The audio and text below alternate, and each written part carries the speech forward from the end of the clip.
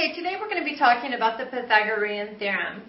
And some vocab that you need to know for the Pythagorean Theorem are hypotenuse and leg.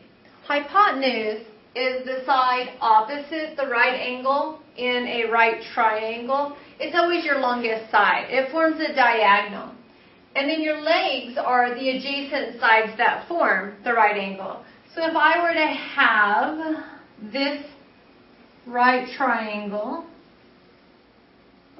and I'm telling you it's a right triangle by putting that 90-degree symbol there in the corner, this would be considered a leg, this would be considered a leg, and this would be your hypotenuse.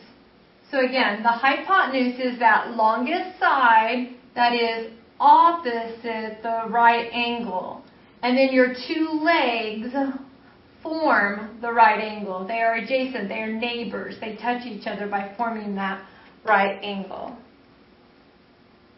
So the Pythagorean theorem states that in a right triangle, the sum of the squares of the length of the legs, that's simply leg A squared plus leg B squared, is equal to the square of the hypotenuse being c squared.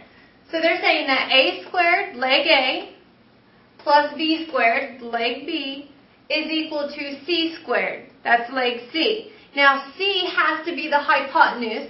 The hypotenuse is always the longest side. A and B, you can pick either of the two legs that you want, but C must be the hypotenuse. So let's just put this into practice. Let's see. I have what appears to be a right triangle here. So what I'm going to do is I'm going to plug into the Pythagorean theorem. 3 is a leg, 4 is a leg, 5 is a hypotenuse. So I'm just going to say that 3 squared plus 4 squared is equal to 5 squared. If this is truly a right triangle, this will make a true statement. Well, 3 squared is 9 plus 4 squared is 16, and that equals 5 squared, which is 25. Yes, 25 is equal to 25. The sum of the squares of my legs is equal to my hypotenuse. This is a right triangle. Okay, there are two instances where you would use the Pythagorean theorem. One, to test to see if the triangle was in fact a right triangle, and the other would be to find the length of a missing leg in a right triangle. So let's look at a couple of examples. Okay, here I have a tennis court that measures 36 feet by 78 feet. I want to know what the cross-court distance is of this tennis court. Well, that would be the diagonal from this corner to this corner. This is going to form a right triangle. I know what this leg is. I know what this leg is. I'm actually looking for the distance, the diagonal, the hypotenuse of this right triangle, and that will give me my cross-court distance. So I can plug into the formula a squared plus b squared equals c squared. I know that these are legs because they form the right angle, and this is the hypotenuse because it's opposite the right angle, and it's also my longest side. So it doesn't matter which one of these I put in because addition is commutative. I'm going to go with 36 squared plus 78 squared, and that's going to equal c squared. So we're looking for c squared. Okay, 36 squared is 1,296 plus 78 squared is 6,084, and that's still going to equal c squared. So I need to go ahead and add these two numbers, and that's going to give me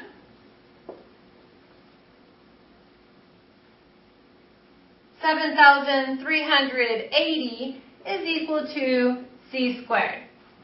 I have to get my variable completely by itself. At this moment, it has a square attached to it. Well, the opposite of that is subtract. The opposite of multiply is divide. The opposite of squaring is square rooting. So if I want to undo this square, I would just simply square root both sides, because whatever I do to one side, I must do to the other. the square root of 7,380 is about 86. So that means that my cross-court distance is 86 feet.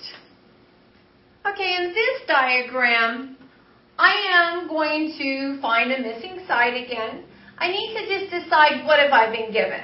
Well, this time I've been given the hypotenuse being my longest side. So that means when I plug into the formula a squared plus b squared equals c squared, I'm going to know what my c squared is this time. And it's going to equal 13 squared because this is my hypotenuse, my longest side. Remember, the hypotenuse must always be c. And this is what I don't know, so I'm going to keep my a squared. And I'm going to replace the letter b with 12. That would be 12 squared. Well, that's going to give me a squared plus 144 equals 169. I need to get the a by itself. Right now, it has 144 attached to it through addition. So to undo that, I'm going to need to subtract 144 from both sides.